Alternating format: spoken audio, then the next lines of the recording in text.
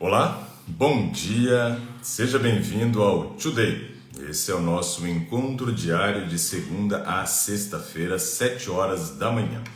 Hoje, dia 5 de fevereiro de 2021, é sexta-feira, seja muito bem-vindo. Deixa eu ver quem está aqui comigo já. A Vivi, olha, a Vilma Vieira está por aqui, a Vilma Bittencourt também, a Verônica Maria, Eliane Sudário, a Claudete Assis, Marília Tomazini, Dulcineia Tobias Borges, Lucinha Dias Flores, a Beatriz Souza, Analícia Neves Bueno, a Vilma Bittencourt Santos, quem mais está por aqui? Deixa eu ver aqui, a Claudete Assis, a Mônica Luxow também conosco, a Andréia Moraes, o Vanir Oliveira Ferreira, que mais? Angel Barbalho, Aurita, legal, a Fontanite, Luciana Fontani, então deve ser. A massoterapeuta Sueli, Maricele, legal. Bacana, pessoal. Deixa eu passar para vocês aqui, algumas informações importantes. Olha só, uma medida provisória foi aprovada, pelo Senado, e essa medida provisória, ela garante que nós, como Brasil, consigamos comprar as vacinas, fazer a liberação das vacinas de uma maneira mais rápida. Então, em até 5 dias é possível fazer a liberação das vacinas contra a Covid. E aí nós tivemos mais um pedido de liberação de vacina. Agora a Johnson & Johnson entrou também com um pedido para a liberação da vacina Janssen, que eles produziram. Então, mais uma vacina aí com possibilidade de chegar ao Brasil. Então, essa proposta ela flexibiliza regras para compra e uso de imunizantes que já tenham aval internacional, ou seja, se já foi aprovado em algum outro país, ela pode ser então utilizada, incluindo as agências reguladoras da Rússia e também da Argentina, porque a Argentina está usando a Sputnik, da Rússia. E também tem uma outra notícia, que é que o Brasil já passou de 3 milhões de pessoas vacinadas. Ontem eu tive que sair para resolver algumas coisas e passei na frente de um posto de saúde e eu vi que ali tinha um posto de vacinação. E tinham alguns idosos lá dentro sendo vacinados. Como eu disse para vocês, meu sogro e minha sogra já foram vacinados. Então, assim, eu espero que realmente isso em breve consiga trazer esse controle que a gente espera da pandemia. Agora, algo que me assustou bastante foi uma matéria falando a respeito do número de mortes na cidade do Rio de Janeiro. A população do Rio de Janeiro é bem menor do que a população de São Paulo. Porém, o município do Rio de Janeiro passou o município de São Paulo em número de mortes. Preocupante isso. Talvez isso tenha uma relação direta com esses períodos de aglomeração nas praias. A gente percebe que no Rio de Janeiro, quando chega final de semana, o povo esquece que tem pandemia. E a gente observa as praias extremamente lotadas. Uma grande preocupação isso, não? Então veja, realmente precisamos criar consciência. O brasileiro parece que vive, sei lá, em outro mundo. Parece que ele não consegue raciocinar, usar o cérebro que ele tem dentro do crânio para pensar e entender que não dá para ficar aglomerando, indo para a praia fazer farofa lá no final de semana. Isso mostra como que o desrespeito a regras básicas diante de uma situação de pandemia não tem sido obedecidas e como que isso traz um efeito colateral gigantesco. A cidade do Rio de Janeiro tem uma população muito menor do que a cidade de São Paulo, mas ela tem um número de mortos maior do que a cidade de São Paulo. A gente tem percebido também uma ação muito mais efetiva do governo de São Paulo em relação ao controle dessa pandemia quando comparado com o governo do Rio de Janeiro. O governo do Rio teve troca, a gente viu lá que o Witzel foi tirado do cargo por conta de mais uma vez, né? Roubo, né? Rio de Janeiro é o estado que talvez mais roube, junto com o Amazonas, que também é um estado complicado com relação à corrupção. Mas aí a gente tem percebido medidas muito mais efetivas do Dória. Eu não estou defendendo o Dória aqui, eu não faço comentário sobre política. A questão é que nós precisamos entender que como que uma postura, né, bem mais firme diante da pandemia traz resultados diferentes. Traz resultados diferentes. Agora, essa postura firme não tem que ser colocada somente pelos governantes. Nós também precisamos criar esse grau de consciência e ter essa postura mais firme. Veja então, o Rio de Janeiro teve troca de comando, né, do governo. O Rio de Janeiro faz as aglomerações lá no final de semana, a população nas praias, a gente tem visto isso, esse é um desrespeito constante. São Paulo, por exemplo, fechou novamente o comércio. E aí, aos finais de semana, o Dória permitiu que os bares e restaurantes voltem a funcionar porque não tem condições econômicas de manter fechado. E aí a gente vê uma matéria que eu fico pensando assim, é cada doido, né? O dono de um desses estabelecimentos comerciais, né, de venda de comida, né, no caso aí, é um dono de uma churrascaria, pegou uma plaquinha, colocou lá na frente da churrascaria e disse assim, ó, churrasco grátis para quem matar o Dória. É muito louco, né? O cara, eu sei que ele está sofrendo com relação ao comércio dele, fica fechado. Mas temos que entender o momento que a gente tem vivido. Não dá para ficar mantendo todo tipo de estabelecimento aberto nesse momento. É complicado. E aí então o cara vai e promete, né, um churrasco para quem matar o governador de São Paulo. Obviamente, né, ele foi denunciado e também foi detido, está preso, né? Ou seja, piorou a situação dele, né? Antes ele estava solto e ficando pobre, agora ele vai ficar pobre na cadeia. Então, coisa complicada, não é fácil não. E nós temos então essa daí como as principais notícias que eu andei lendo, né? E temos que criar consciência, não tem jeito, né? Nossa consciência que vai fazer toda a diferença nesse momento, né? A Marília Tomazini disse que o episódio do dia 1 de fevereiro não foi salvo. Ela pergunta, né? Não. Tivemos, acho que, problema na hora de salvar e o Insta não permitiu. E aí tivemos esse problema e não conseguimos salvar. Uma pena. Tinha sido um assunto muito bacana, mas não deu para salvar. Fico triste, né? Mas compartilhe de ontem. O de ontem foi muito bom. O de ontem foi muito legal. Um assunto muito bom. Ontem a gente falou um pouco sobre educação de filhos também, tivemos essa possibilidade. Então foi bem legal. Vale a pena compartilhar. Bom, tô vendo que tem bastante gente que já entrou aqui comigo também. Estou procurando alguém que de repente esteja precisando ir conversar e tenha nos convidado para essa conversa. Deixa eu verificar se tem alguém aqui. Enquanto isso eu estou vendo um monte de gente que já entrou aqui, ó. Bom dia, Ricardo. Deixa eu ver aqui, ó. Meu nome é Patrícia, sou de Brasília, estou na turma do Transformação Vital, gostaria de participar do Today para mostrar meus exames. Legal, aluna do Transformação. Então vamos lá, Patrícia. Vamos chamar você para participar conosco aqui. Convite feito para a Patrícia, vamos ver se a gente consegue conversar.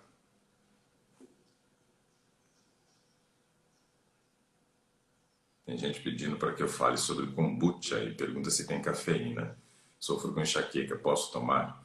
Bom, esses kombuchas que a gente acha por aí, kombucha ou kombucha, a gente encontra todos eles ricos em cafeína não, mas teína, que é uma prima da cafeína, né? Então não vale a pena para quem tem enxaqueca não. Bom dia, Patrícia. Bom dia, doutor. Tudo bem? Graças a Deus, bem. E você? Tudo bem também. Só assustada com os trovões da meia-noite. Pois é, meia-noite e eu fiquei sabendo que teve trovões, mas eu já estava para lá de Bagdá. Não estava nem em Brasília mais nesse momento. Nossa, eu já estava dormindo, mas acordei assustada e não conseguia mais dormir porque era muito forte. Eu vi agora de manhã uma matéria que diz que teve estragos novamente em Brasília, né? Ontem, quando eu estava na rua, eu percebi uma chuva bem forte também, no horário que a gente estava vindo para casa. Mas depois eu não vi trovões de meia-noite, não. Os embalos da meia-noite, para mim, foram outros, né? Não ouvi nada, não ouvi nada, não ouvi nada. Bom, Só vi o terreno encharcado aqui hoje de manhã, quando acordei, mas Tô acordado já desde as 5, mas o da meia-noite eu não vi, não. Ontem eu dormi, Ah, era que bom. 21 horas e 34 minutos. Foi a última vez que eu olhei no celular e apaguei, junto com a minha filha na cama. Então, eu também fui dormir cedo ontem, 9h30. Só que aí, meia-noite, eu acordei com os primeiros trovões. E tentei dormir de novo, consegui, acordei 1h05 da manhã e não consegui mais. Aí eu Pois vim é. conseguir depois das 2h da manhã. Mas conseguiu acordar pro Today, ó. E estamos aqui para participar. Ah, pois é, então, eu não consigo passar das 6h da manhã. Mesmo que eu vá dormir tarde, eu acordo cedo. Eu também sou assim, eu sou desses bem matutinos, né, de acordar cedo. Hoje era 5 Pois e é. pouquinho, eu já estava acordado. E se eu insistir em ficar na cama acordada, eu tenho dor de cabeça, dor na coluna, eu prefiro levantar mesmo. Né, eu também sou desses, não consigo ficar, não. Bom, Eu sou pequena dormidora. eu também. Disse que os estragos aqui em Brasília foram grandes, mas eu quero saber dos estragos aí dos seus exames agora. Quero ver se tem Nossa, alguma coisa alterada por aí. nossa, tem muita coisa alterada. Então, vamos ver o que está alterado aí. Olha, eu vou começar pelo hemograma, Tudo bem, vamos lá. tá? Eu já passei no nutrólogo, no caso, foi ele que pediu esses exames há mais ou menos 1 mês e meio atrás. E aí eu mostrei o resultado, né? E aqui no hemograma ele destacou eosinófilos. Então é no leucograma, é na parte. Leucograma. Isso, na Isso, série branca. leucograma. Isso. Aí, eosinófilo deu 7 e ele destacou com uma caneta. Uhum. Mas eu não lembro assim o que que ele falou a respeito. Como é que está a parte dos leucócitos? Leucócitos. É um pouquinho acima de eosinófilos aí. Então, não tem nada assim. Tem, O valor de tem, quanto no leucócitos? olha, não tem valor nenhum em leucócito. Não tem valor nenhum. Aí depois tem 7.200 por.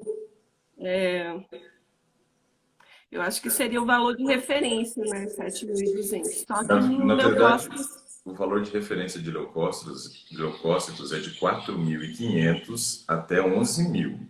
Então, se está em 7.200, estaria normal, né? Ah, Mas estranho, né? não tem nada. Depois eu posso até tirar uma foto e te mandar. Vale a pena. Mas assim, os Porque eu achei eosinófilos. estranho também, porque não tem valor nenhum. Todos os outros têm bastonete, segmentado. Aí tem os primeiros valores. E esse leucócitos não tem nada, tá sem valor nenhum. E o eosinófilos, ele deu 7 e ele destacou, ele circulou com uma caneta. Então, mas é estranho não ter leucócitos, né? Porque assim, quando os leucócitos estão normal, eu não me preocupo com os outros, né? Agora, não tendo o valor dos leucócitos, fica estranho, né? Depois você me manda uma foto desse daí para dar uma olhada, porque esse daí Manda. pega mais cara de ter que repetir o exame do que a gente ficar acreditando nesse valor, né? Então, Tá. eu acho que talvez a gente teria que repetir o hemograma completo. É um exame barato e vale a pena, de repente, se não tiver o mesmo valor de leucócitos. Eu vou dar uma olhada depois, mas é estranho. Mas a Uhum. parte vermelha deu tudo tranquilo. A parte de hemoglobina, hematócrito, Hemoglobina deu 13,5. excelente. Hematócrito 39,2. Bom também. RDW, RDW deu 13. tá excelente. Não, a parte vermelha tá tudo tranquilo. Estranho ficou aí nessa parte branca. Isso eu quero dar uma olhada depois com cautela. E a Tá. plaqueta deu quanto?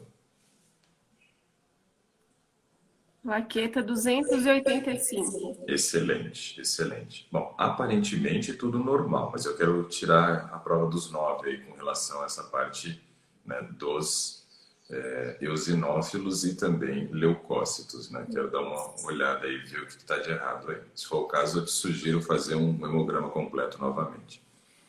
Bom, Tá, vamos seguir adiante. Esse daí a gente tem que ver depois do exame mesmo. tá.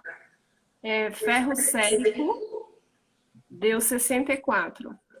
Está bom, não é ruim, não é um valor ruim para ferro sérico. Vamos ver como que está a ferritina agora. Ferritina. 46,1. Sua ferritina está normal. Eu gosto que ela esteja acima de 50, né? Porém, está dentro da normalidade, mas ainda não atingiu esse nível, porque é para a gente ter uma margem de segurança, somente por isso, né? Mas como o mínimo é 10, a gente está bem longe ainda do 10 já. Então, não vamos ficar preocupados com isso, porque nosso hemograma também se apresentou muito bem, né? Então, estando normal o hemograma e estando ferro sérico e ferritina nesses níveis, vamos ficar tranquilos, não vamos esquentar a cabeça com isso, nem precisa suplementar. Tá. Fibrogênio. Fibrinogênio.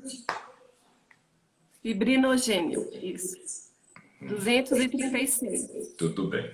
Mas fique tranquila quando você lê alguma coisa errada, porque quem tem que saber os nomes certos sou eu, né? Não você. Então, fique E é muito tranquila. difícil, né? Nome de laboratório. Assim. Tem uns nomes bem complicados. Glicose deu 90. Ok. Vamos seguir. Hemoglobina glicada deu 5,7. Bom, aí agora a glicose já começa a ficar mais interessante. Porque assim, ó, glicose de 90 é normal, Patrícia. Mas quando você tem uma hemoglobina glicada ou glicosilada em 5,7, aí ela já não é mais tão normal, não. Por quê? O seu organismo hoje está conseguindo manter o seu nível de glicose normal, a custas de sobrecarregar o trabalho do pâncreas. Então, hoje o seu pâncreas está trabalhando mais do que deveria. Isso já mostra para nós uma hemoglobina glicada de 5,7, que você já tem resistência insulínica. E você, mesmo sendo nova, está com um pezinho no diabetes. Acredite ou não, né? É verdade. 5,7, se você olhar um pouquinho abaixo do 5,7, você vai perceber que tem aí um valor de glicose estimada. Olha aí pra gente, para você perceber como que ele está dando já bem acima de 100. Glicose estimada. Logo abaixo aí da hemoglobina glicada. Tá, 117. Percebe? 117 já é um valor de pré-diabetes. Um valor de pré-diabetes. Ou seja, hoje seu pâncreas está trabalhando mais do que deveria. Porque ele está tendo que produzir muita insulina para que você consiga manter a sua glicose no valor de 90, como deu. Ou seja, nós temos algo que gera uma resistência insulínica. O que gera geralmente essa resistência insulínica? Alguns fatores, deixa eu destacar porque isso daqui é bem importante e a gente vai tentar ver onde que nós nos enquadramos, tá? Por exemplo, nós nos enquadramos numa hemoglobina glicada de 7 quando estamos acima do peso. Como é que está essa relação aí sua com o peso? Eu estou acima do peso. Durante a pandemia, eu aumentei 8 quilos. 8 quilos dá para dar uma sobrecarregada boa no pâncreas, né? 8 quilos, então tá bom. O que acontece? Quando a gente olha, por exemplo, para uma célula, nessa célula aqui, nós temos receptores aonde a insulina vai se ligar, tá? Então vamos imaginar que aqui seja o receptor da insulina. A insulina é o hormônio que vai fazer o transporte da glicose até essa célula aqui. Então a insulina vai lá, pega a glicose, vem, ó, se liga aqui. Quando ela se liga nesse receptor, a glicose tem condições de entrar dentro da célula. Porém, conforme a gente vai ganhando peso, a gente vai criando uma camada de gordura em volta da célula. Essa camada de gordura que vai sendo criada, Patrícia, ela esconde esse receptor. Então é como se a insulina chegasse com a glicose até a célula, mas não encontrasse o receptor. Não encontrasse o receptor. Não encontrando o receptor, ao invés da glicose entrar na célula, ela volta para a corrente sanguínea. Ela volta para a corrente sanguínea. E aí começa a aumentar os níveis de glicose no sangue. Ao aumentar o nível de glicose no sangue, a hemoglobina glicada também aumenta. Só que você não é diabética, você está num quadro aí de um pré-diabetes com essa hemoglobina glicada de 5,7. O que seu organismo começa a fazer então? Ele ainda tem condições de administrar essa glicose que chega na corrente sanguínea a mais do que deveria. Só que aí ele pede ajuda. Pede ajuda então para o pâncreas ou para o fígado. E o fígado fala assim, ó, vem em mim, manda para cá que eu vou dar um jeito nessa glicose. A glicose vai para o fígado e o fígado começa a metabolizar a glicose em dois compostos. Um deles a gente chama de glicogênio. É uma forma que o organismo tem de reservar um pouco de glicose no fígado para um momento de jejum. Então, quando você fica num jejum prolongado, teu organismo tem essa fonte de glicose dentro do fígado que ele vai disponibilizando aos poucos, né, para a corrente sanguínea, para suprir a necessidade do organismo e não deixar você entrar num quadro de hipoglicemia, ou seja, uma queda de glicose, a tal ponto que você corra risco de desmaio. Só que a quantidade de glicogênio que o fígado consegue armazenar é pequena. Ele não tem uma capacidade tão grande de armazenar glicogênio. Porém, ele transforma boa parte dessa glicose em triglicerídeo. Daqui a pouco a gente vai ver como é que está o resultado do triglicerídeo. Mas existe uma tendência quando você chega no 5,7 de hemoglobina glicada, que aos poucos seu triglicerídeo vá subindo, porque ele vai produzir triglicerídeo com essa glicose que estava no sangue. Então a gente vai ter um aumento do triglicerídeo. Se a gente não faz exame, se não faz o diagnóstico, o que vai acontecendo? Ele vai produzindo triglicerídeo, que é gordura, e vai jogar para o sangue. Só que o sangue vai falar assim, ei rapaz, o que você está fazendo? Presta atenção, quero essa gordura aqui não. Aí ele fala, não, mas eu estou produzindo aqui porque está sobrando glicose. Ele fala, não, tu me ajuda a controlar esse negócio. E aí vai puxando de novo o triglicerídeo para dentro do fígado. E aí o fígado daqui a pouco vai estar gorduroso, né? Formando aquilo que a gente chama de esteatose hepática. Então, se você não faz o exame, não descobre essa condição, esse é o prognóstico, né? Lá na frente você vai colher esse tipo de coisa. Agora não. Agora nós vamos fazer uma intervenção. Vamos trabalhar para reduzir o peso, que é um dos fatores que gera essa resistência insulínica, e por isso você tem um valor de 5,7. Mas eu não tenho só o aumento de peso como sendo uma condição que gera uma dificuldade também para a insulina agir, que gera essa resistência insulínica. Eu tenho outras condições. Deixa eu destacar e verificar se você também cai em alguma dessas aqui. Problemas com relação à parte emocional. Ansiedade, estresse, depressão, síndrome do pânico. Tudo isso são questões que também acabam interferindo no trabalho da insulina. Porque aí o nível de cortisol fica elevado. E o cortisol também dificulta o trabalho da insulina. De maneira diferente. A insulina antes chegava na célula e não encontrava a vaga de estacionamento lá dela, né? Porque estava coberta pela gordura. O cortisol, ele trabalha de maneira diferente, ele congestiona o trânsito, ou seja, ele dificulta a insulina de chegar na célula e vai também gerando essa resistência, né? Problemas emocionais. Como é que está essa parte, Patrícia? Então, doutor, nunca tive antes da pandemia. Sempre fui tranquila, mas quando começou a quarentena, quando começou a pandemia, de tanto assistir nos telejornais, tudo que estava acontecendo, aí eu tive início de síndrome do pânico. E aí complicou mais ainda porque a minha família toda mora na Bahia. Minha mãe, inclusive, mora no interior da Bahia. E ela tem várias comorbidades. Ela é super grupo de risco.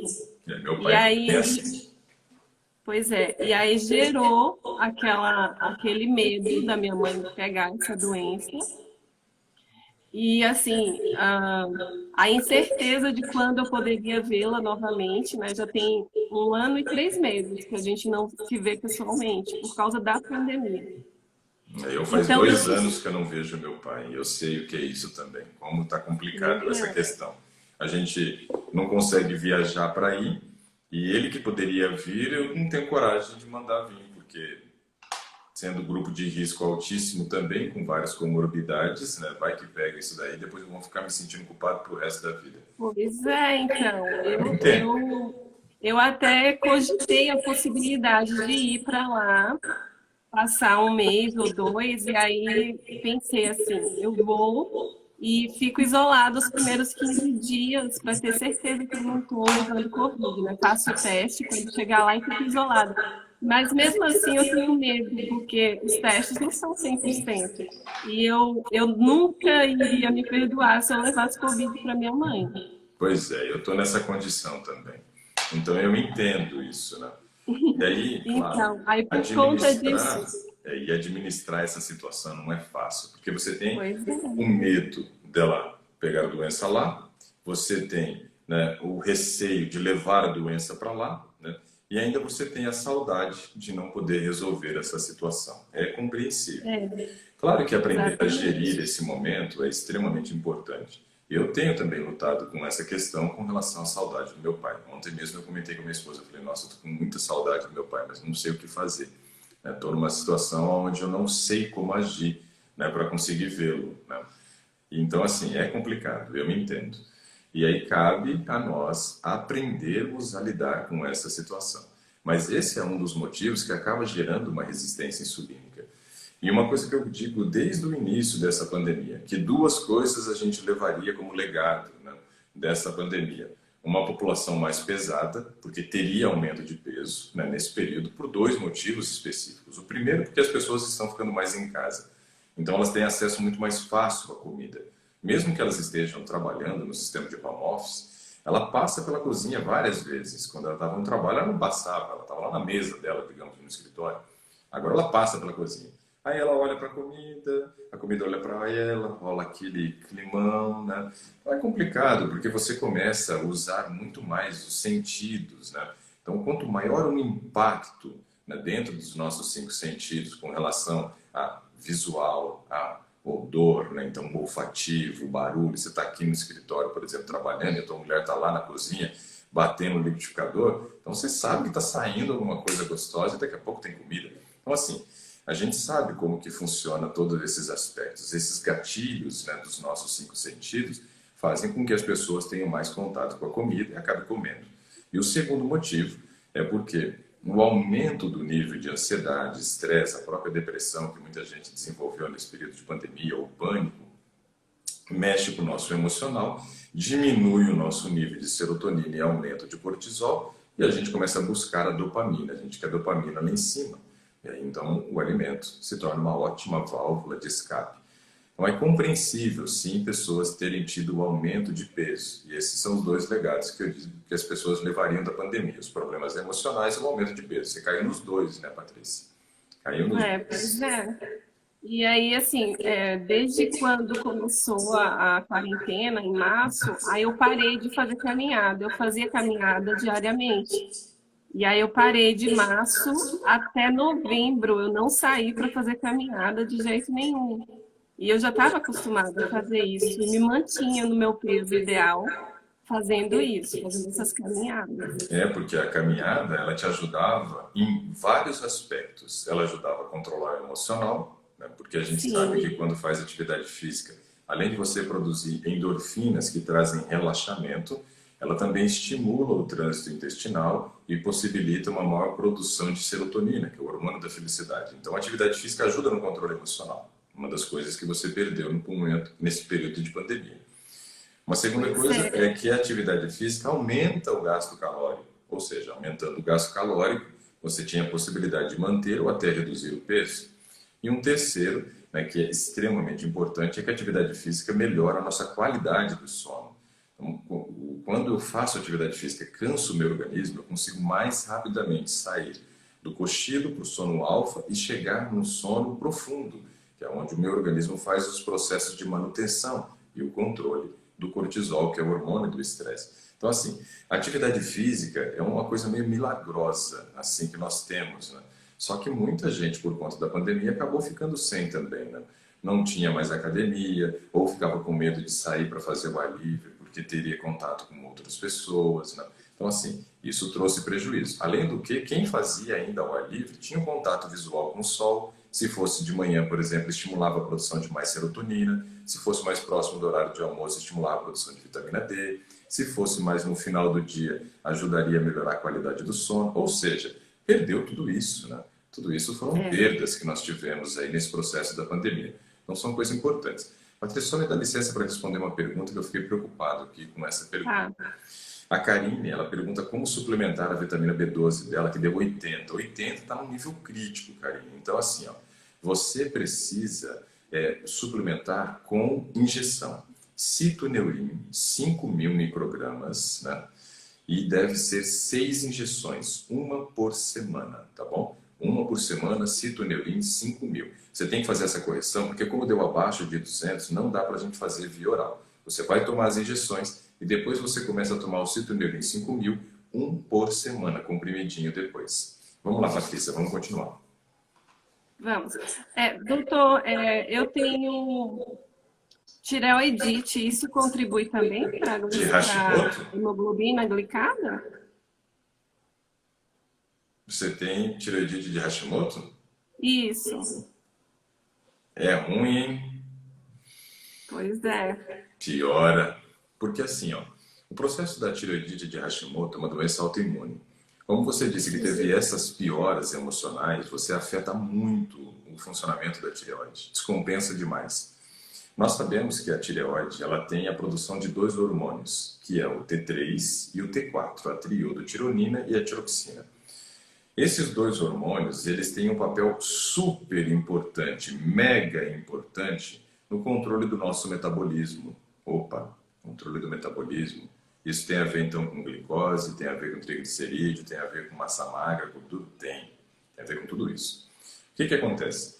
Quando você está em crise, né, onde você está com a sua tireoide totalmente descompensada, isso pode gerar uma alteração metabólica e favorece, sim, a piora nesse quadro do controle glicêmico. Por quê? Existe uma tendência para quem tem tireoidite de Hashimoto ter perda de massa magra e aumento de massa gorda. Se eu estou perdendo massa magra, eu estou perdendo tecido, extremamente importante porque é um tecido que tem um gasto calórico muito elevado.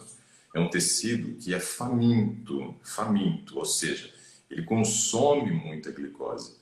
E aí eu estou diminuindo o tecido que consome muita glicose e estou aumentando o tecido que é praticamente morto, não gasta nada. Preguiçoso? Pois é, então, Quer quando gordura? quando eu passei no nutrólogo, ele até fez análise de composição corporal. E a porcentagem de gordura corporal que eu estou é 35,9. Já é um valor, né, que está no limítrofe aí, né? A gente considera até 35 meio que limite, ou seja, você já está chegando num nível onde realmente gera resistência insulínica. Mas tem também o valor de massa magra, né? Quanto que deu? Massa magra. O percentual de músculo, às vezes.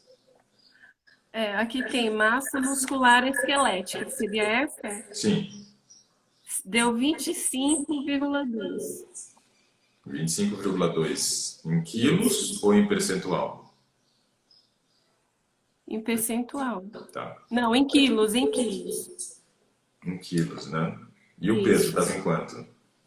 O peso é 71,700. Ok, então a gente faz conta. Mas aí eu comecei a transformação vital e de 15 dias atrás para cá, que eu mudei a minha alimentação, eu estou com 69,1. Legal, já teve redução em 2 semanas, muito bom. Pois é. Parabéns, né? Uhum. É gostoso quando a gente começa a colher esses primeiros frutos, né? Se você fizer, por exemplo, esses exames bioquímicos hoje, já não vão dar o mesmo resultado, porque você já tirou um pouquinho daquela capinha de gordura de volta da célula, legal, né? Isso Nossa, é ótimo. eu estou muito impressionada, sabe, com que eu estou falando isso para a família toda, já está até ficando chato. Antes eu tinha muita dificuldade de ir ao banheiro, assim, fazer número 2. Às vezes passava 3 dias. Uau! E agora eu estou fazendo 3 vezes ao dia.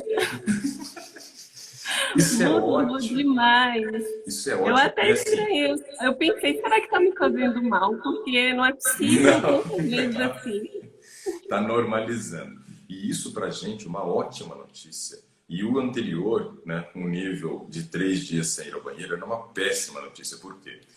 Quando a gente observa o nosso intestino, ele tem projeções de mucosa, né, que fazem esse desenho como se a gente tivesse mais ou menos isso aqui, como se fossem dedos, né, que estivessem sendo projetados para o interior da luz intestinal.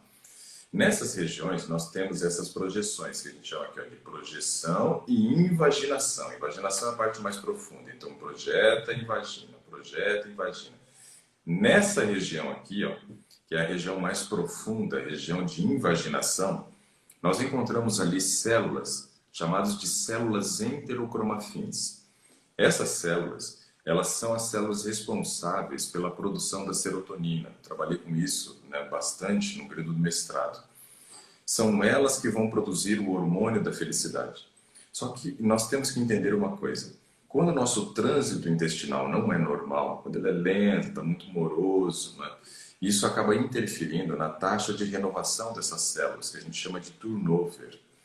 Quando o trânsito intestinal está ruim, isso compromete a nossa parte emocional, porque 95% do hormônio da felicidade é produzida nessa região intestinal, nessas células enterocromafins.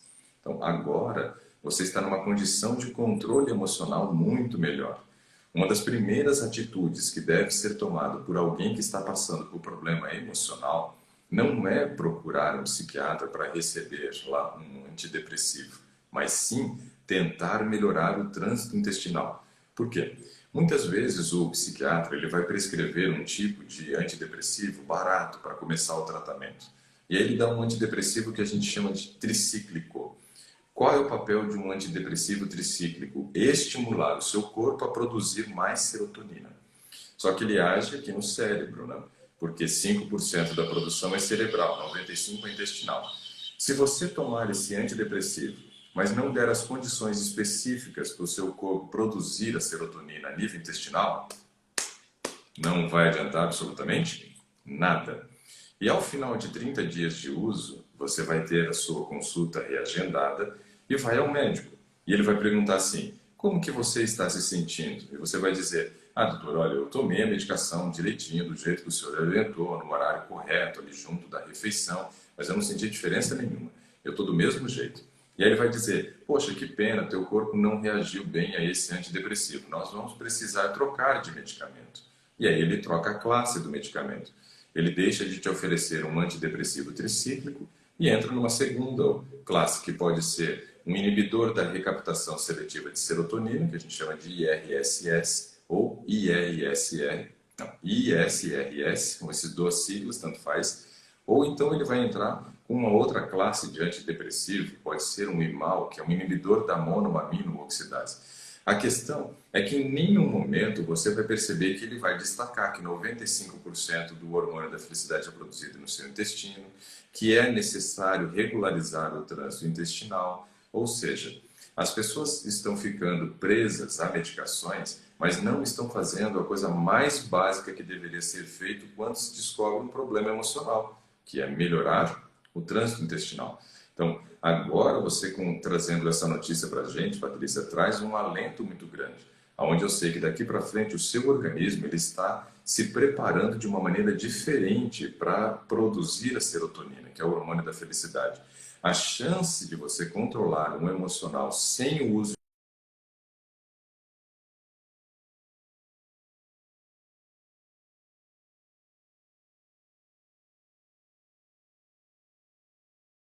melhorar. Porque se você subir a serotonina, você vai baixar o cortisol, vai diminuir a resistência insulínica, e aí você vai conseguir controlar melhor essa hemoglobina glicada. Ah, legal. Eu já estive assim, num estado tão crítico ano passado, no início do ano, com relação a isso, e eu passei 5 dias sem ir ao banheiro fazer número 2. E aí eu cheguei a fazer uma colonoscopia para ver se estava tudo normal, se era alguma coisa do meu intestino. E graças a Deus, tudo normal lá. Lá dentro estava tudo limpinho, tudo normal, não tinha problema nenhum. Legal. Agora, eu acho que o que me prejudicou foi a mania que eu tinha de tomar laxante.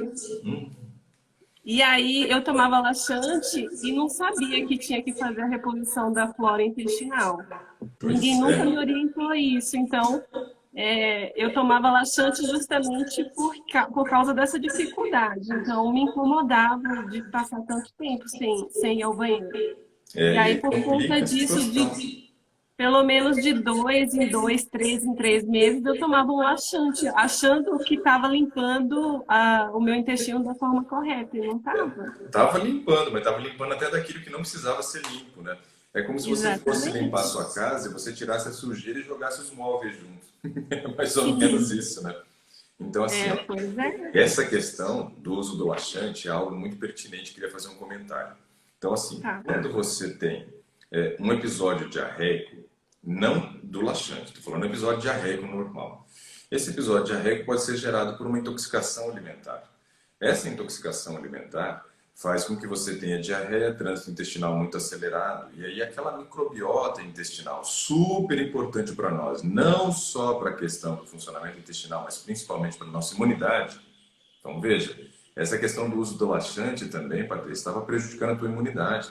Estava deixando você Sim, muito mais favorável a ter a doença num caso grave, se você tivesse, por exemplo, sim. contato com o vírus. Então olha a preocupação, né? O uso do laxante e a queda de imunidade. Acho que eu vou fazer uma palestra sobre isso daí, vou trabalhar algum dia esse assunto, porque isso é preocupante. Então, assim, ó, isso estava te deixando numa condição muito pior de controle emocional. Então, é uma das coisas que acabou piorando essa questão do seu emocional. Piora o seu emocional, piora a sua imunidade, né? Então, veja a preocupação. Quando eu tenho esse episódio diarreico, seja lá por qual motivo for agora, seja pelo uso do laxante, seja por uma intoxicação, eu preciso compreender que boa parte da minha microbiota foi jogada fora e eu preciso dar uma ajuda para ela. É necessário sim fazer o uso, né, do lactobacillus após um episódio diarreico.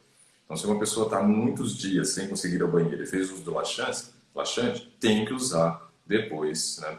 Essa microbiota tem que ser reposta, tem que usar então um lactobacillus. Fundamental, olha, essa outra informação que você trouxe, da possibilidade da gente explorar um assunto que acaba sendo problema de muita gente. A minha Sim. avó, ela sofreu muito a vida inteira com problemas intestinais, no entanto que ela fez algumas cirurgias intestinais. E eu fico triste quando eu recordo disso, por não ter o conhecimento que eu tenho hoje, naquela época. Eu poderia ter ajudado muito minha avó nesse aspecto, mas nenhum médico, nenhum profissional nunca trabalhou e nunca falou essas questões que eu trabalho aqui com vocês para minha avó. Então eu sei o que é o sofrimento de uma pessoa ignorante nesse assunto. Ignorante quer dizer que falta conhecimento, não é nenhum tipo de palavra agressiva. Mas nós todos, naquela época, eu, minha avó, minha mãe, éramos ignorantes com relação a esse assunto, não tínhamos esse conhecimento.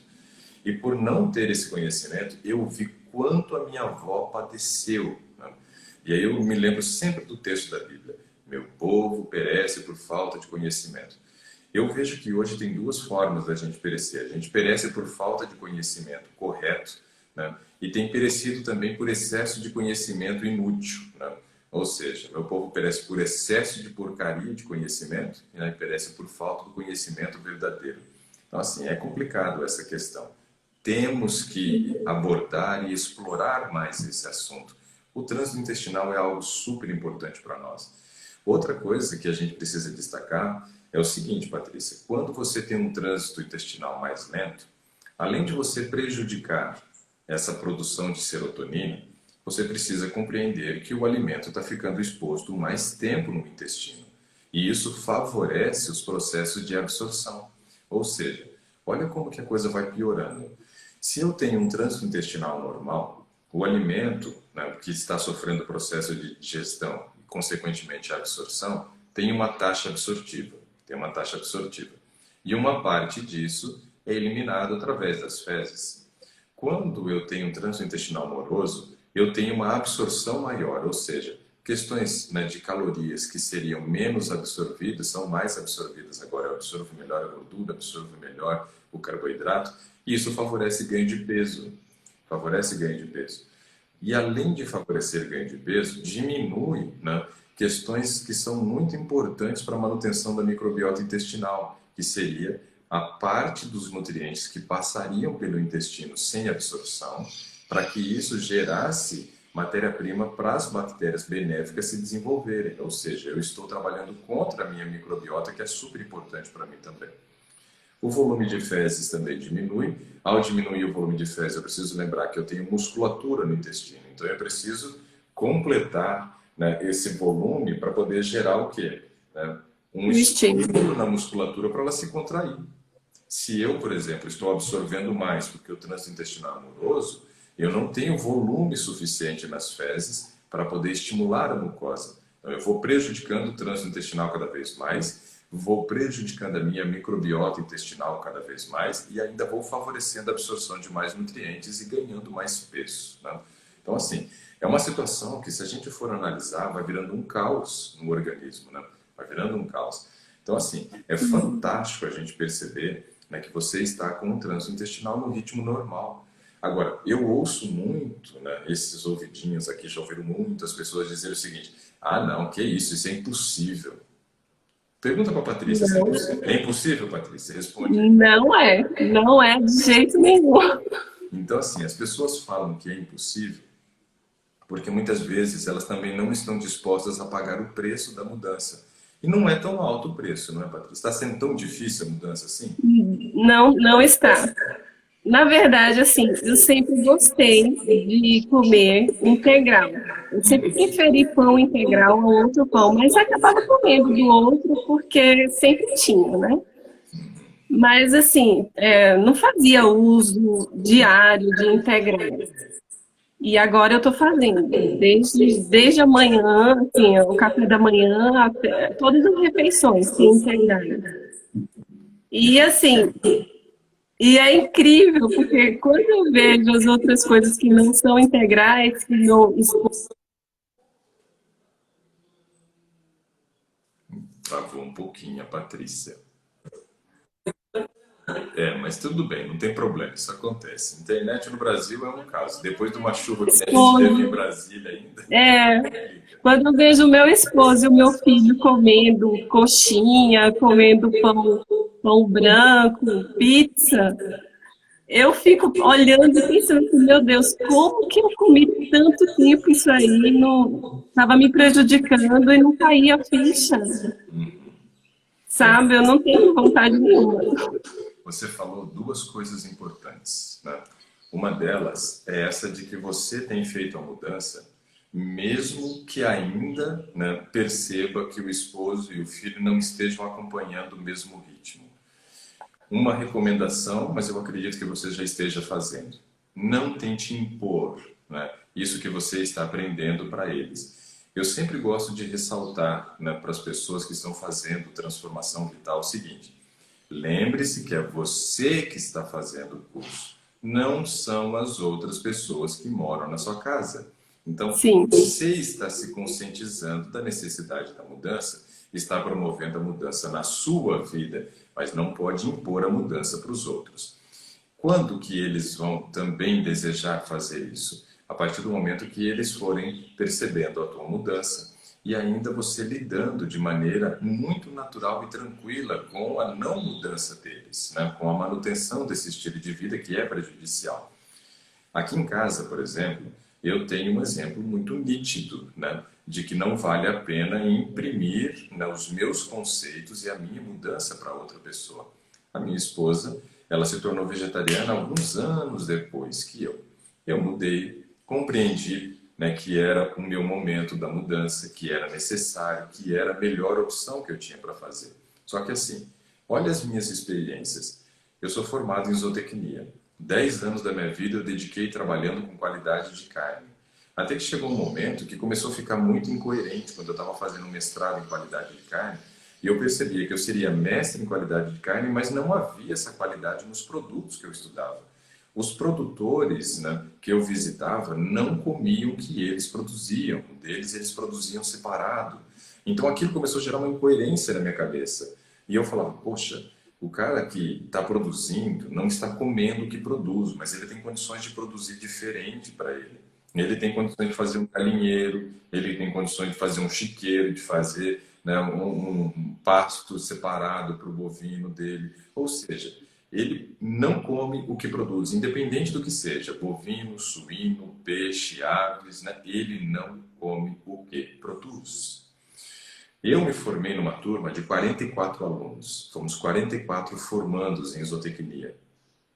Quando eu me formei em zootecnia, o meu apelido na faculdade era zootecnista do asfalto, porque os outros 43 alunos que se formaram tinham propriedades, né? Eu não.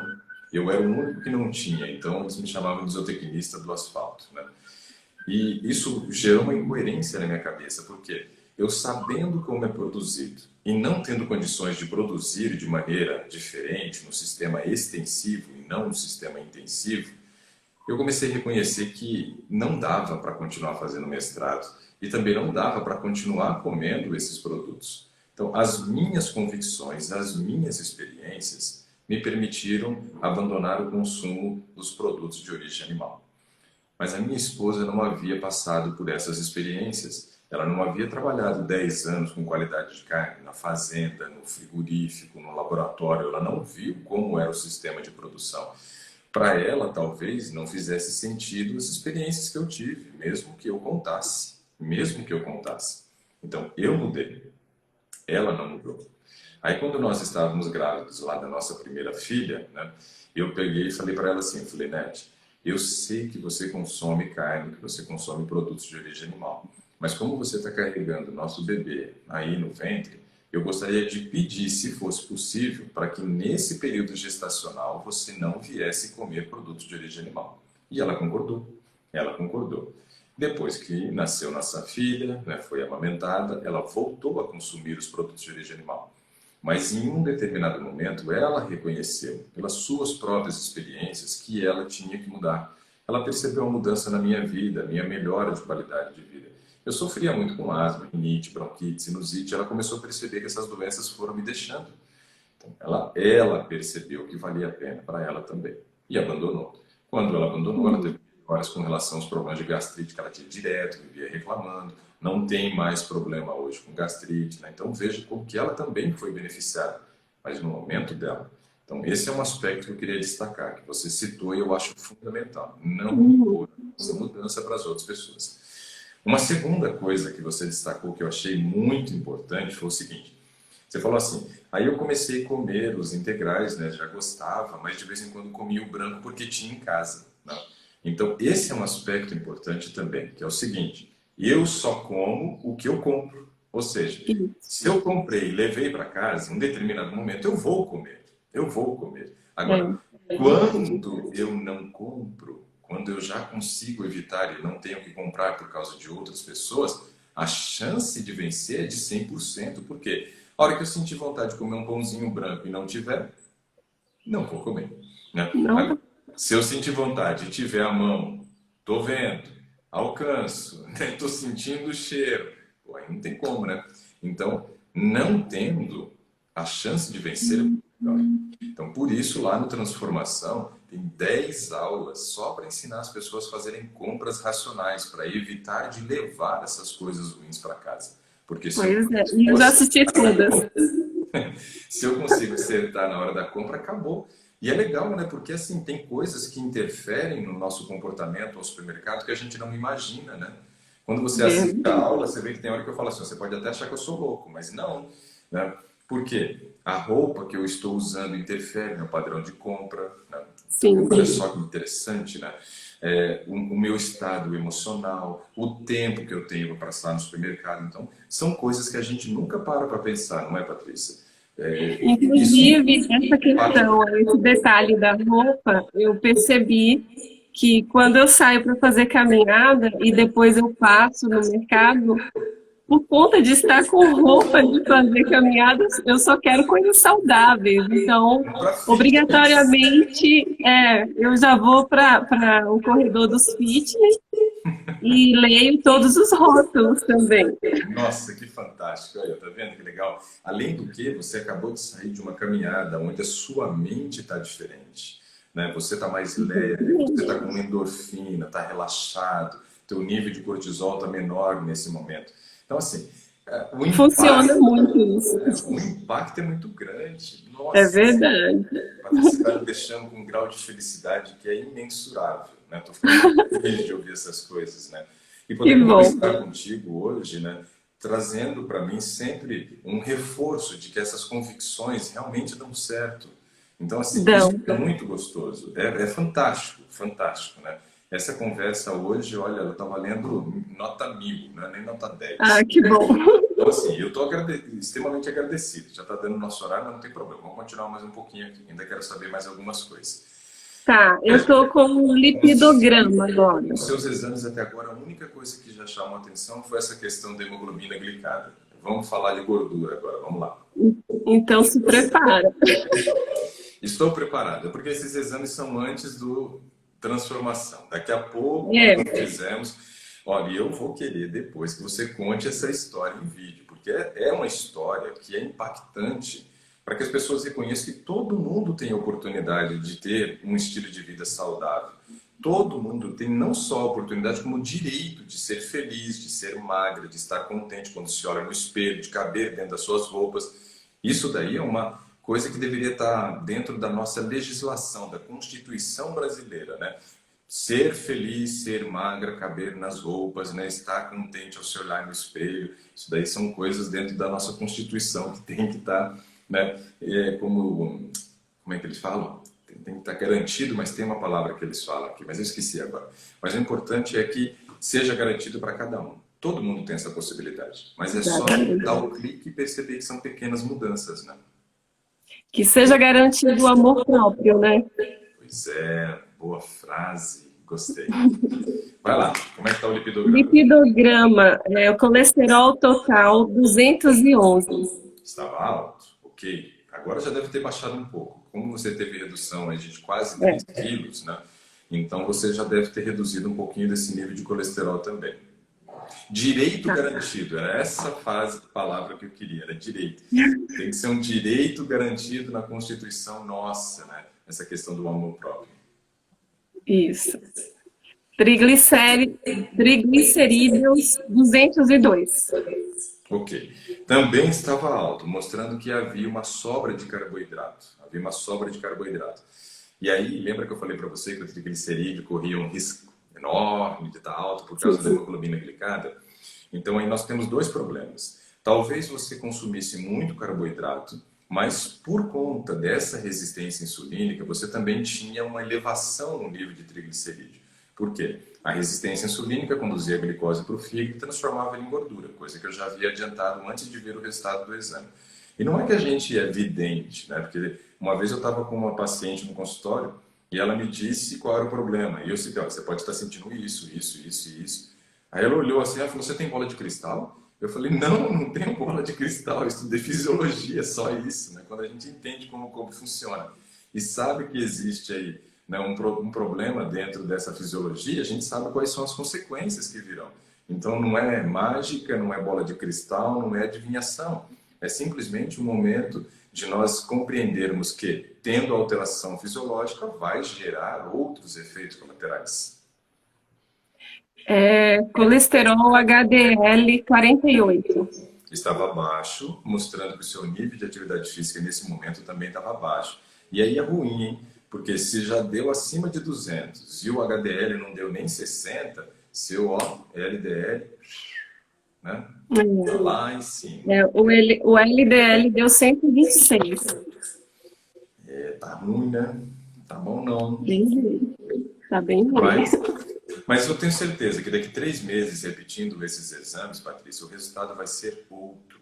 Outro. Não vai Eu ter também como tenho. comparar. Não, e aí eu vou ter que fazer um post, né? Antes e depois dos resultados bioquímicos aqui da Patrícia, né? Porque vai dar muita diferença, se Deus quiser. Vai. Legal. Colesterol não HDL 163. É alto também, né? Tudo ruim. O HDL, LDL, não HDL, VLDL, vai estar todo mundo aí num balaio só, tudo ruim. A polipoproteína A1. Tá certo, mas a gente lê de maneira diferente. A gente chama de apolipoproteína. Ah, tá. É que tá tudo junto. É, mas na leitura é diferente. Mas só quem Aham. vai para a área de saúde que sabe fazer leitura. É apolipoproteína A. Tá? Ah, Então, tá. Deu 122. O que significa essa apolipoproteína? É responsável pelo quê? Isso. isso daí já é um indicativo aí de formação de gordura no fígado, né? São Nossa. coisas que a gente avalia aí. Mas vai resolver, vai limpar, fica tranquilo. Tá ruim, mas vai ficar bom. Tá. Homocisteína 6,5. Uau, 6,5. ótimo! Esse resultado é bom. Ah, é? Seu nível de homocisteína está no melhor nível possível. Então, assim, Nossa, que bom. se você não fizesse nada, se você não fizesse o transformação, você teria, né, o seguinte futuro. Você não teria nem demência, nem Alzheimer. Nem demência, Minha nem mãe tem Alzheimer. Alzheimer. Você não teria nem demência, nem Alzheimer.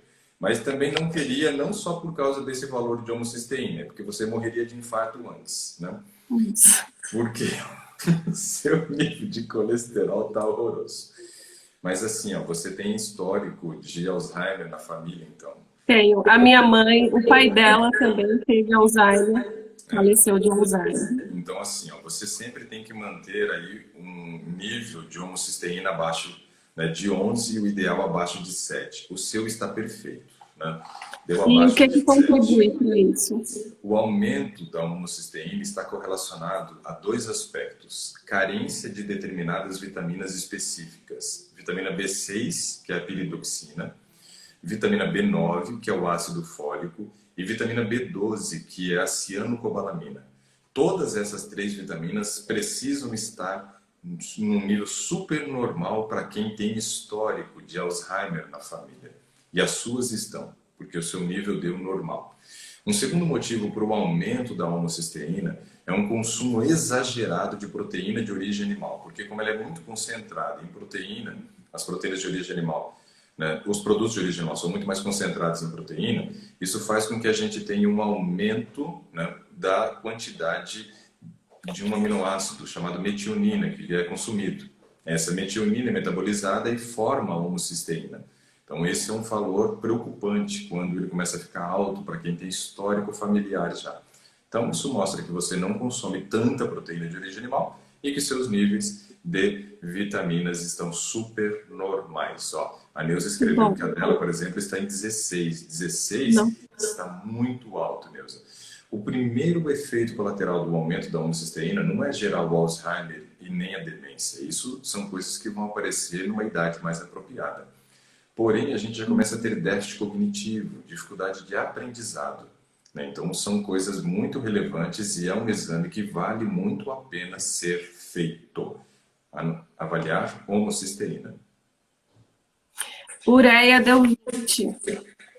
Eu vi aqui que a Elunai pediu para mim para repetir uns exames para o Derek. Eu acho que foi o dia que eu falei na live que não foi salvo. Eu mando para você, Elunai, quais são os exames para ele. Ela disse que tem pediatra, né, para ele amanhã, e aí disse que precisa anotar. Eu falo para você no particular, Elunai. Repete de novo, Patrícia. Ureia 20. Ok, está dentro do nível de normalidade para a ureia, beleza. Creatinina 0,71. Está muito bom, tranquilo. Ácido úrico 2,7. Normal também. Todos esses últimos exames que você falou reforçam para mim que você não tem consumido proteína em excesso. Sódio 137.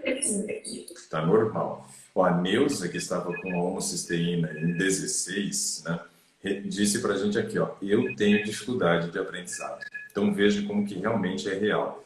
E a Cris Almada disse que a dela está em 19.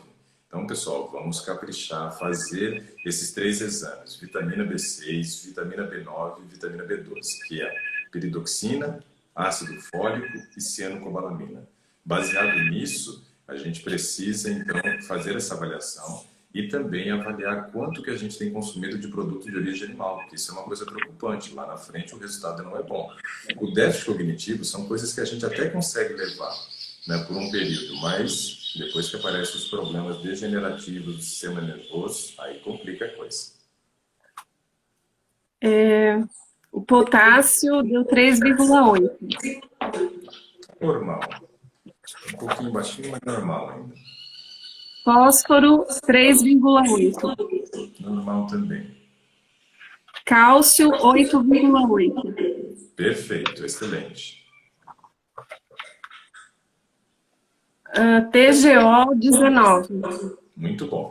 Lembra que a gente falou da apolipoproteína? Então, Sim. ainda não está com um grau de comprometimento hepático de tal forma que tenha gerado essa alteração, né, para a formação de gordura. O TGO já mostra para nós que o teu fígado, por exemplo, está funcionando bem. Que bom. TGP, 19. Excelente. Os dois normais. Fosfatase alcalina, 57. Tá bom. Também é uma outra enzima. Tá normal também. Gama-glutamina transferase, 49. Normal. A gente chama de GGT para facilitar a vida. TSH, 2,11. Muito bom. T4 livre, 1,35. Também está normal, tiroxina. Mesmo com a tiroidite de Hashimoto, veja que nesse momento está controlada. Eu descobri a tiroidite em 2012 e faço acompanhamento anual com o endocrinologista. Precisa. E nunca precisei fazer reposição de hormônio. Legal, Por muito causa da bom. tireoidite. Nesse caso aí, deu perfeito. Os resultados tiroxina. Ele só diagnostica que eu estou com tireoidite de Hashimoto através da ultrassonografia. A ultrassonografia não foi nem um fã que deu alterado? Travou de novo.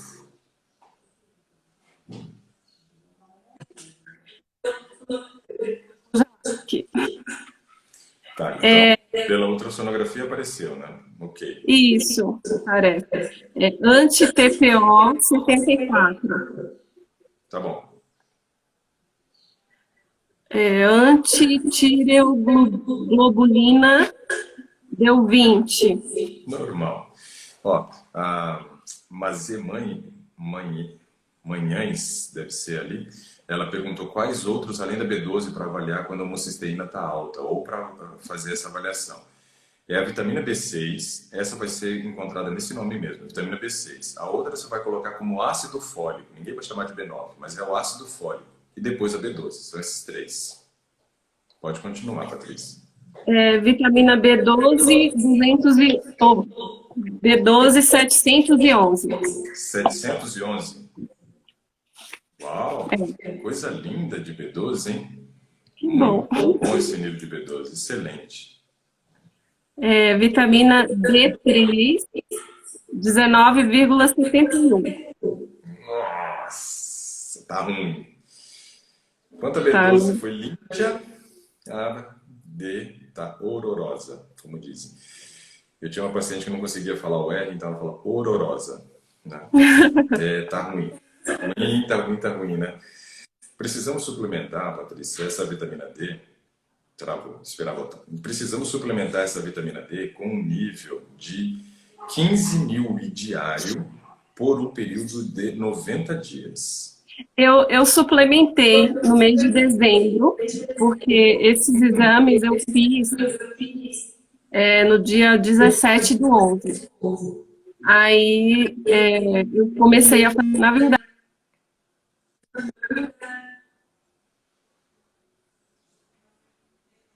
esses exames aqui de suplementação.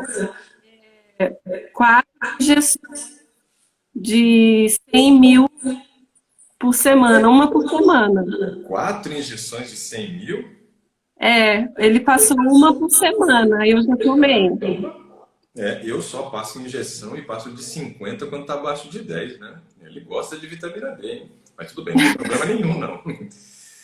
Só fiquei curioso para saber qual foi o resultado disso, hein? Pois depois eu não fiz de novo o exame. Essa vale a pena você ir segunda-feira no laboratório e fazer. Aí você para já ver. aproveita, faz ele e faz o hemograma completo. Porque Uhum. eu queria saber quanto que deu de resultado com 4 injeções de 100 mil. Me interessei, fiquei super curioso. Estou quase pagando o exame de vitamina D para você fazer. Porque essa daí, olha, não é comum. Eu nunca vi nenhum profissional passar 4 injeções de 100. Pois é. Rapaz, a gente só passa quando está muito baixo a injeção. E geralmente a gente passa uma e pede para ver quanto ficou o resultado para fazer a via oral depois, né? Mas me Uhum. interessei em... Faz esse exame, Patrícia. Coleta a vitamina D e faz o hemograma completo de novo para a gente poder avaliar Tá, aquela mas questão lá aí do seu leucócito também. eu preciso da solicitação. Você tem como mandar para mim? Tenho como sim. É só você mandar para mim lá a sua fotografia lá do seu hemograma completo, que aí vem o seu nome completo também. E aí Não. eu já faço essa solicitação para você e vejo a questão do leucócito lá que me chamou a atenção lá no início da nossa conversa. Tá bom. Zinco sérico 93,40. Muito bom. Selênio 38,7. Também, excelente também. Cromo 0,1. Normal. Isso é baixo mesmo. Ácido fólico 24. Uau, alto pra caramba. Não faz mal, não, mas o normal é estar acima de 7. Eu ainda espero acima de 12. Está no dobro do que eu espero, mas tudo bem. Bom, anemia você não vai ter, isso daí esquece, né? Seu ferro deu normal, ferritina deu normal e o ácido fólico deu lá nas nuvens. CPK 75. Tá bom.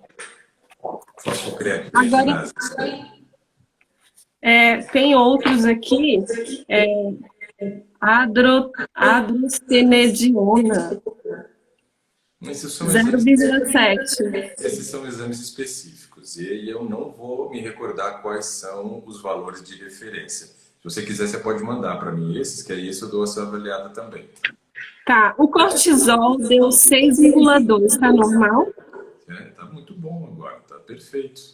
Ah, que Isso aí bom. é bom. Não pode ser muito baixo, mas em 6 está normal.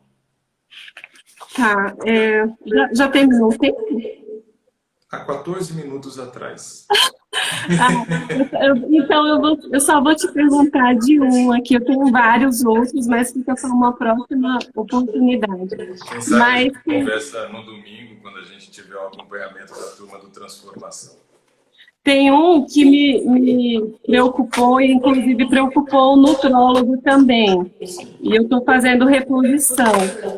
Foi a testosterona. A minha testosterona deu inferior a 2,5.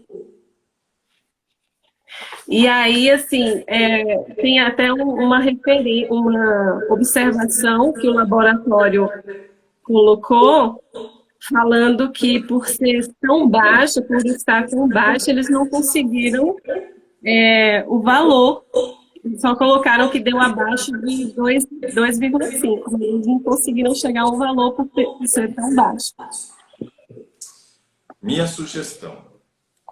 Primeira coisa, contrata um detetive. Coloca na cola do marido. Patrícia, com esse nível de testosterona, a libido sexual da mulher vai lá embaixo. Então, Fica assim, zero, né? É verdade.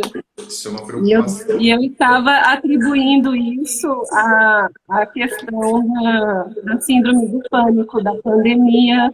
É que, na verdade, você teve vários fatores para piorar a libido sexual. Você teve uma piora emocional, você teve um aumento de peso, isso prejudica demais a libido sexual da mulher. Porque ela já começa a ficar inibida de trocar de roupa na frente do marido, né? Sexo só com luz apagada. Então, assim, as coisas já vão complicando, né? E ainda com esse nível de testosterona, nossa, contrata um detetive, bota na cola do marido e fala assim, ó, já estou buscando resolver o problema, mas eu vou te investigar para saber se você não está aprontando. Porque assim...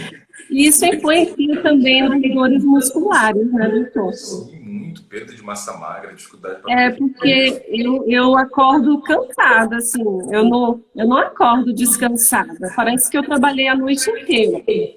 Não, é porque testosterona é um dos hormônios que tem relação também com essa questão do músculo, gordura, desempenho. Então, complica tudo. Nossa, Patrícia, que valor horroroso. Então, aí ele passou o gel para usar por 3 meses à Olha, noite, excelente. mas ele passou assim, a dosagem bem baixa, 0,5. Não, mas é uma dosagem que vai trazer resultado já. Ele passou baixa porque eu pedi, né? Porque eu li algumas coisas antes e aí eu vi que tem queda de cabelo, a voz pode engrossar, e eu fiquei com medo. Não, não, mas no nível que está a sua, porque se fosse na mais alta ainda seria pouco. Então, Então, aí eu estou usando desde dezembro, eu estou usando à noite. Ele passou por 3 meses. você vai dar um resultado excelente. Depois você repete o exame, mas provavelmente você vai ter que manter por um período maior. Essa terapia, que a gente chama de TRT, tratamento de reposição, ou terapia de reposição de testosterona, é fundamental. É fundamental. E assim, é mais comum ter queda de cabelo por falta de do que por excesso de, né? Então mexe muito com toda a parte metabólica, é muito importante. Mas olha, vale realmente a pena fazer essa reposição. E graças a Deus ele ainda passou a reposição gelzinho, olha, na pele, que maravilha.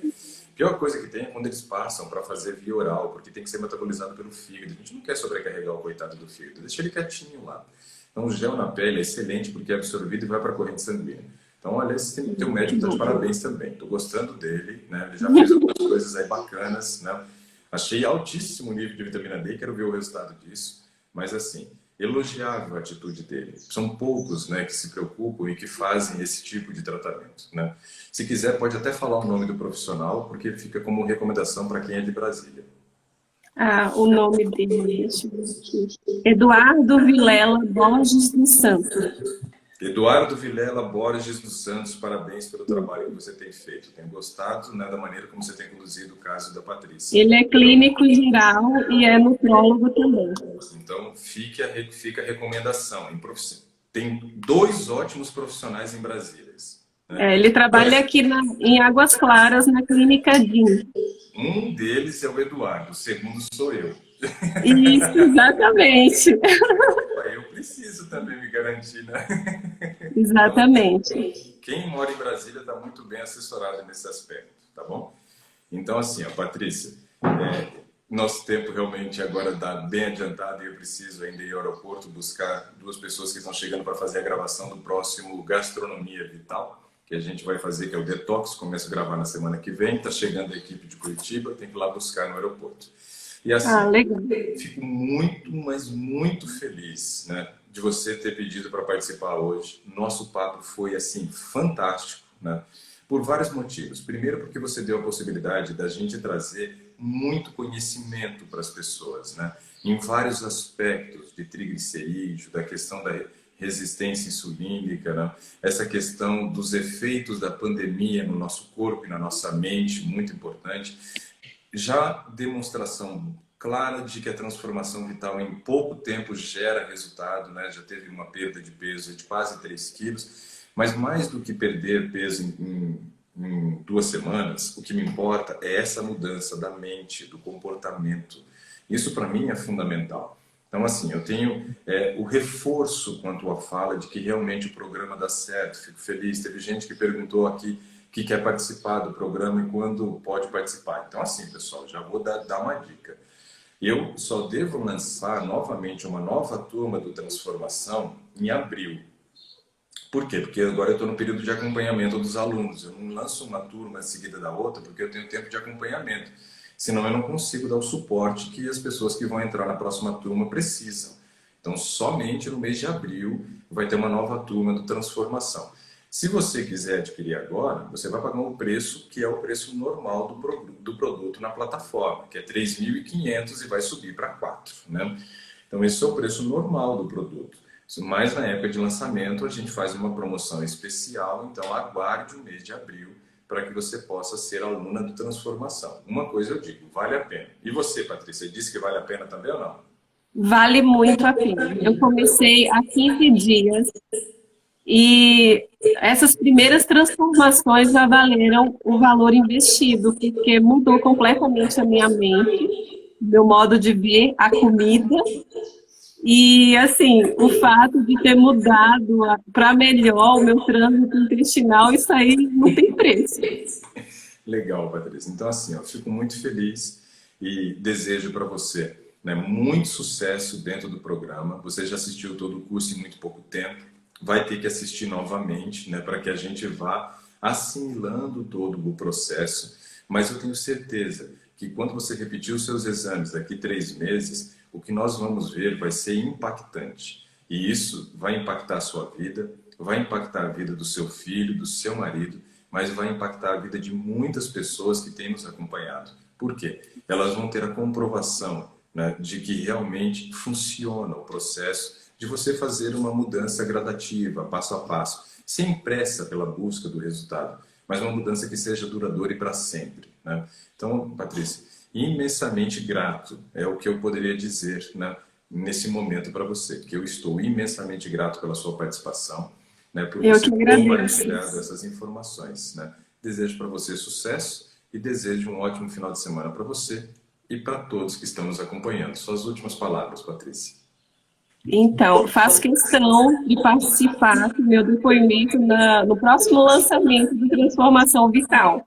E Legal, tenho certeza que até lá, abril, eu já vou ter alcançado todos os meus objetivos. com certeza. Quando eu comecei, quando eu me inscrevi no curso, não foi tanto assim, com preocupação de perder peso, mas de normalizar essas taxas, né? Mas assim, e aí pensei assim, respondendo ao questionário de transformação vital, eu coloquei lá que eu queria perder 1 quilo por mês até dezembro, então iria dar uns 11 quilos. Só que nos primeiros 15 dias eu já perdi 2 quilos. Um pouquinho Mas mais isso é de dois. ótimo. Um pouquinho mais de 2, né? Que bom. Pois é. Muito legal. Então, veja, você já bateu a meta de 2 meses em 2 semanas, né? Exatamente. Isso é E ótimo. aí, quando chegar no meu peso ideal, eu quero ficar pelo menos com 63. Aí eu tenho que estabilizar. Aí é a musculação que ajuda a estabilizar, Patrícia, mas você está no caminho correto, né? Só o ato de você ter dado costas já para um estilo de vida inadequado e estar andando na direção certa, né? Isso daí já deixa, né, você feliz e eu feliz também, né? E eu tenho certeza que as pessoas também ficaram felizes em saber disso, né? Principalmente aquelas que estão no transformação, igual a Sandra diz assim, ó, eu estou no transformação também. Então a Sandra também vai ter os resultados dela, não tenho dúvida nenhuma. Pessoal, Só não transforma se não quiser. é isso mesmo.